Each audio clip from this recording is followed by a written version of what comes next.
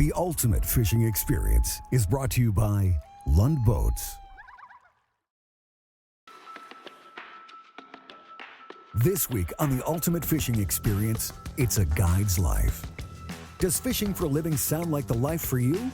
Well, if it is, it's time to hone your fishing skills. First, we joined guide Tony Roach on Mille Lacs Lake as he explained one of his most trusted walleye producing tactics for covering this massive body of water, trolling crankbaits. There we go. Then we head north to Big Winnie, where guide Tom Neustrom explains his favorite live bait systems for keeping his clients on the bite. And we can catch them all different ways, and that's the important thing, even for me with customers, and I got another one on right now. Finally, we sit down with one of Minnesota's most famous walleye guides of all time, Gary Roach. Few anglers have had a bigger impact on the sport of walleye fishing than Mr. Walleye himself. It's time to scoop out those minnows, dress on those crawlers, or get cranking. Because no matter where you fish or what you fish for, consistently putting fish on the line is the driving force behind the life of a guide. You may not have to punch a time card, but the clock is always ticking to get your clients on fish. Hi, I'm Tony Roach. I'm a full-time guide. I spend over 200 plus days on the water. Today we're fishing Mille Lacs Lake, and Mille Lacs is one of those lakes you can fish any type of presentations. It's such a large body of water. You can troll lead core, you can throw bobbers, you can rig, you can jig, you can pull spinners. It's just one of those magical lakes with a lot of opportunity and a lot of fish. All right, take care.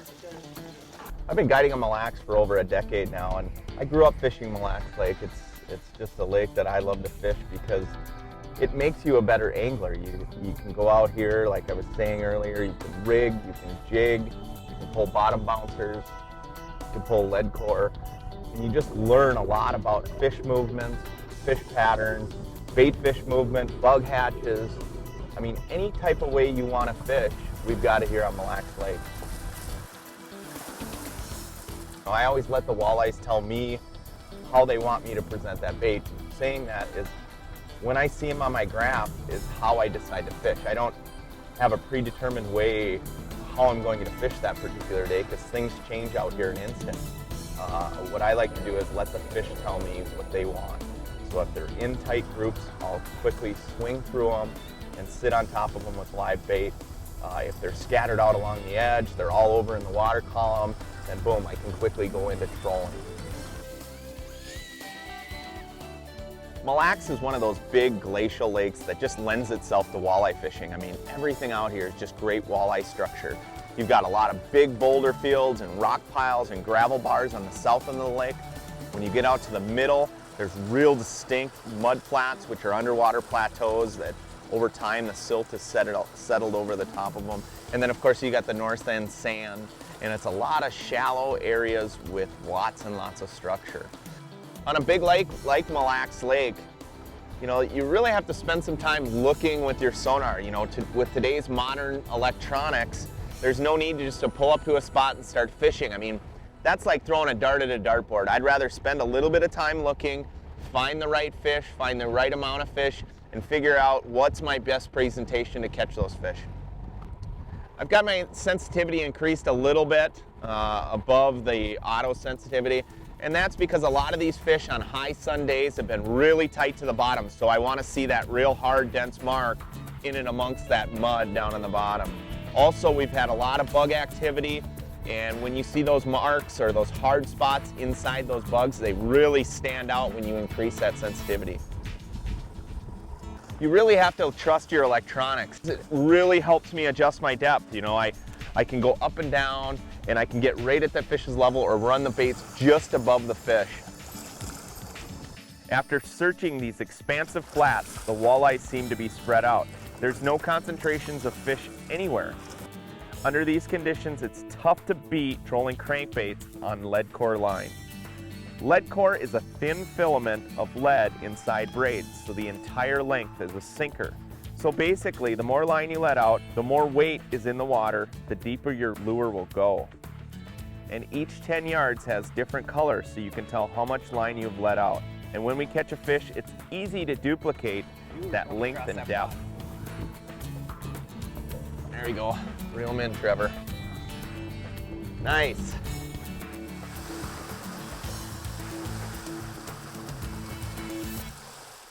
Closed captioning is brought to you by Mercury Marine, 75 years of marine excellence.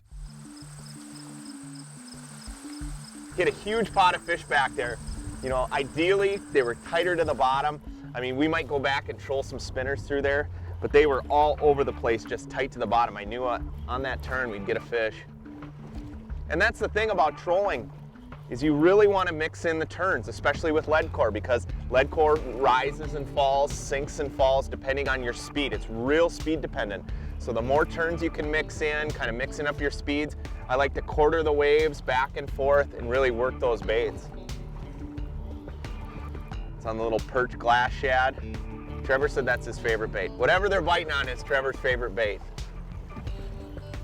Yep, and just real slow. You know, one thing with lead core is you don't want to pump the rod. You just want it real nice and easy. If you pump the rod, the lead sinks and the fish get off. There we go. First fish of the day. Nice work, Trevor. Not a bad walleye.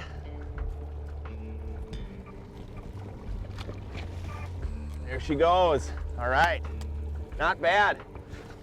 I love trolling lead for two reasons. One, it's absolutely effective, but also it's a great method for finding fish. And even though we're trolling and we're covering water, if I find a pot of fish, I have no qualms about just swinging around and going right back through that school and just working them back and forth. I use a lot of 18-pound lead core, and with that, on Mille Lacs Lake, we use a lot of 30 to 50-foot mono leaders, being the water is so clear. Other bodies of water, you can get away with a shorter leader. On Mille Lacs, you gotta go with those long leaders. And with that program, at about 2 miles an hour, we're getting 6.5 to 7 feet of diving depth per color, depending on bait. We run a lot of number 4s, number 5s, and number 7 shad wraps, either in the glass shad, some UV baits. Tail dancers are pretty good bait out here. But a lot of times we use smaller baits and get them down there with that lead. I'm running about 3 colors of lead out. I might adjust depending on where I'm seeing the fish. As I slip off the edge, if I'm seeing fish a little bit deeper, I'll let a little more lead out. Today, a lot of the fish have been really tight to the bottom, so we're running the end of the 3rd color out at the water and running these baits down at right around 21 feet. And I like to run the baits up on top of the break and then off the edge. It kind of gives that sense that the baits are getting away from them. Oh, fish on. Yeah, buddy. Got it. There you go. Fish on. That's been the fish catcher right there, that number 4 glass. Can we get a double so you can let me reel one in? Hey, you could have taken this. I'm teasing you. I know. Feel decent? Oh, I haven't got a head shake or anything yet. There it is. Here it comes.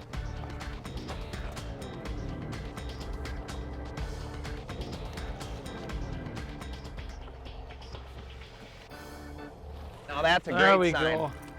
When you're trolling crankbaits, for me, and they're coming up and nipping at that back hook, that's a sign that they're hitting it, but they're not real aggressive. I'll show you something with this bait. Inhaled. That's what you want to see trolling. You want to see it inhaled, or else the fish hitting that front hook. I always say that whenever I'm trolling, that you really know you're getting them dialed in when they're either hitting that front hook or they're inhaling that bait. Not a bad walleye. Let's get this girl back in the water here. The one thing is, when you're trolling lead core, you want to have a rod that loads up nice. You know, we're using anywhere from 8.6 to 9.4 Tony Roach series trolling rods. They've got a heavy backbone, but a nice soft tip. You want that to load up on those fish so you're not just whap pulling the fish out. You know, there's no stretch in the lead core, so when you're trolling 2 miles an hour, there's a lot of pressure on that rod tip, so it's nice to have that real soft rod tip and then good backbone, of course, so then you can set the hooks. This boat is ideal for what I do. It's got a great big open floor plan. Plenty of clients can fit in here with gear. It's got lots and lots of storage. I love the electronics compartment. It folds down neatly at the end of the day. And of course, with the IPS hull, it's an absolutely fantastic ride. I rely on this 200 horse 4-stroke to get me from point A to point B. You know, speed's everything. But when you get into trolling and fishability of this motor, it's fantastic. You know, I run the big tiller handle for instantaneous steering.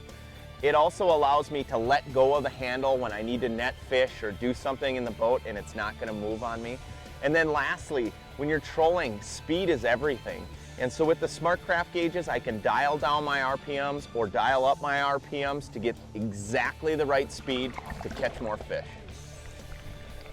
I like to use small trolling bags, you know, because lead core is so speed sensitive, you've got to make sure you regulate your speed. So when I start going downwind, I hit my Smart Craft gauge down, and then I'll also put out a trolling sock.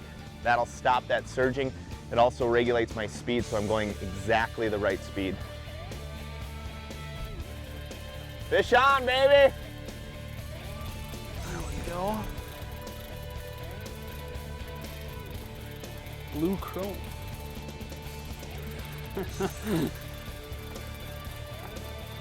Was that a 4 colors? That's 4 colors. Nice. It's real nice and easy when it gets toward the surface. There we go. Blue chrome, orange belly. Got another one on that blue chrome. Most of our fish came on that perch color pattern. They were kind of all over in the water column. We didn't find any real consistent pattern as far as depth. It seemed like we got some fish on that perch, the smaller perch, number 4, and then of course the number 7 blue chrome. Hey, stay tuned. We're gonna head up north and do some walleye action with guide Tom Neustrom. All right. Huh? Good fish, dear. Woo-hoo.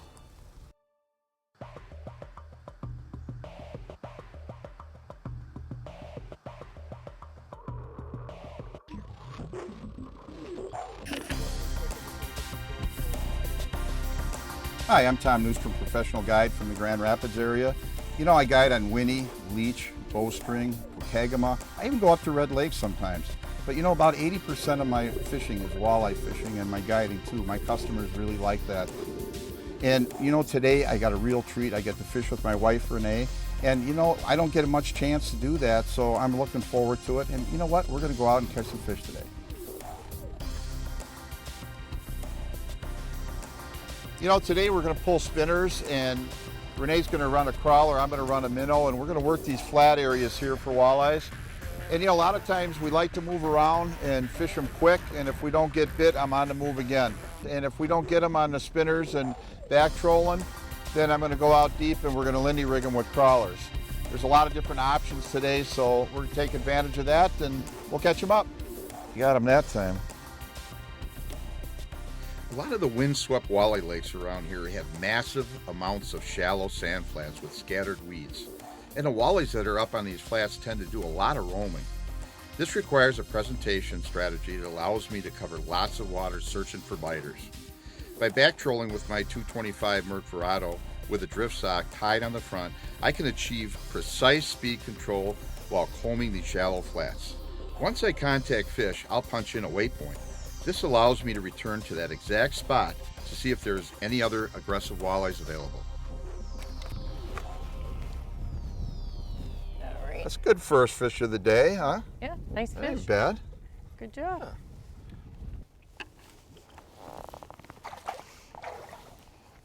You know, one of the things is we like to put the hook right straight through the mouth of the minnow and then turn it right up through the gut. Kind of lays in a nice profile. You know, you want to have that spinner about a ½ an inch to an inch above the hook. And what it does is when the fish strikes it, he's not hitting the spinner, he's actually getting caught on the hook, so it's kind of real important. And the other thing is when we're pulling in these weed beds, we like to use a cone sinker. This is a 3/16. I can move it at about 1 to 1.2, 1.3 miles an hour, and it slips right through the weeds. And we're using about a 35 to 40 inch leader. You got to be where the weeds are. You can't just go out on the sand and troll around out here. You got to be right by the weeds.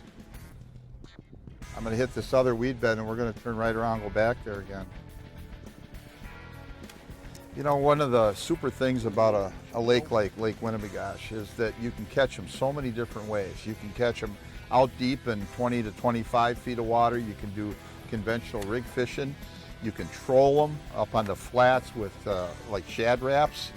And here we are in 6.5 feet of water pulling spinners at 1.4 miles an hour, you know, and and we're whacking them. And that's the important thing, even for me with customers, and I got another one on right now.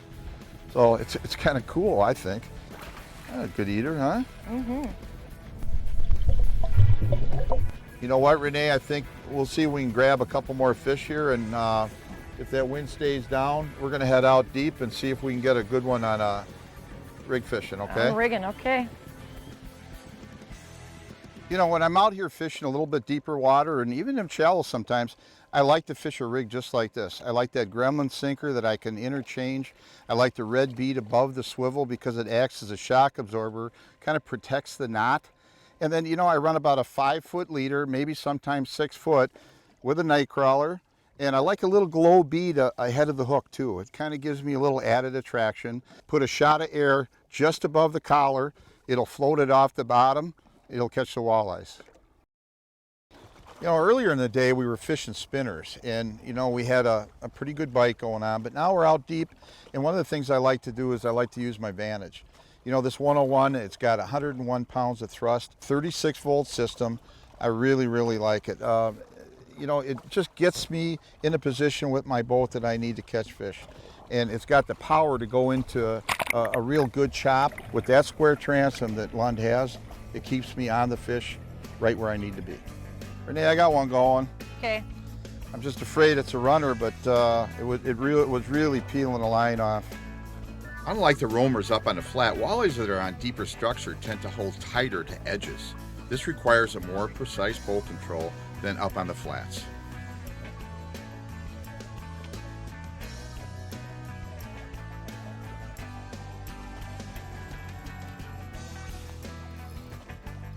I got it, Renee. Pretty good fish.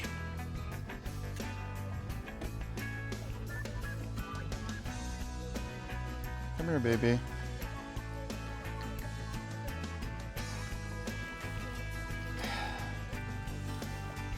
You know, by today's standards, you know, some people might think that maybe the fishing wasn't that great because we didn't catch a lot of big fish, but you know, we caught a lot of fish, and we did it different ways. We caught them rigging, we caught them pulling spinners, and that's what it's about. It's about versatility, and it's about bowl control.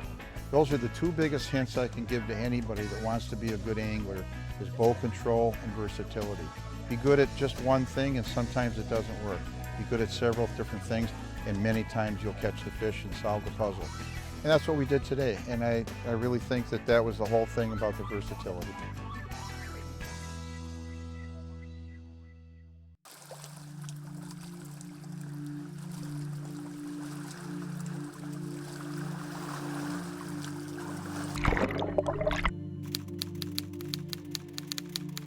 I started my guiding when I was about 12 years old, right across the road here from where I live right now on Mission Lake.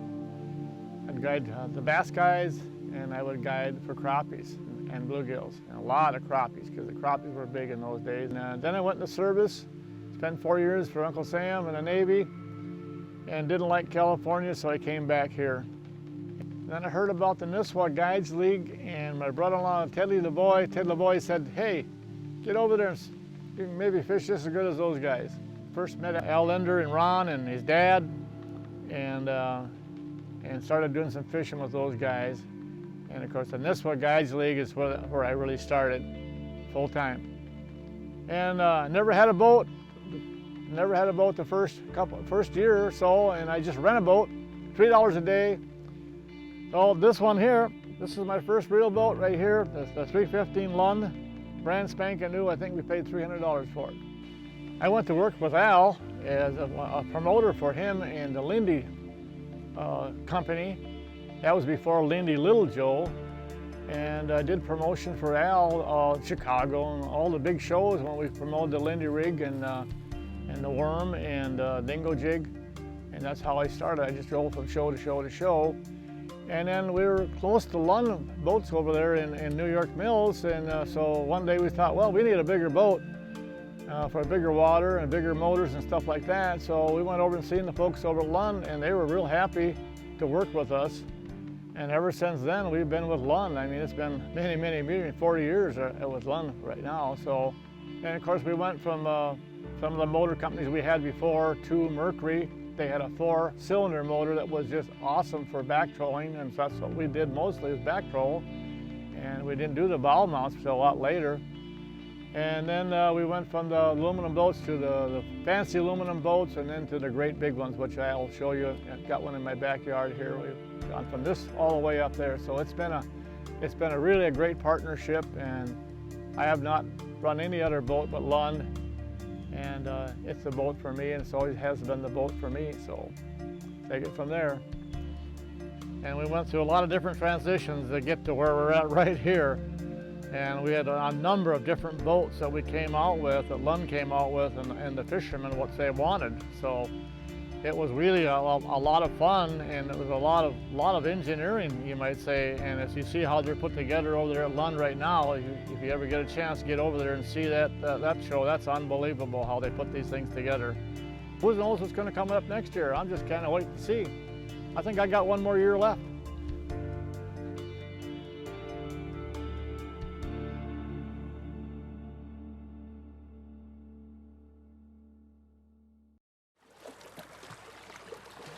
Thanks for joining us.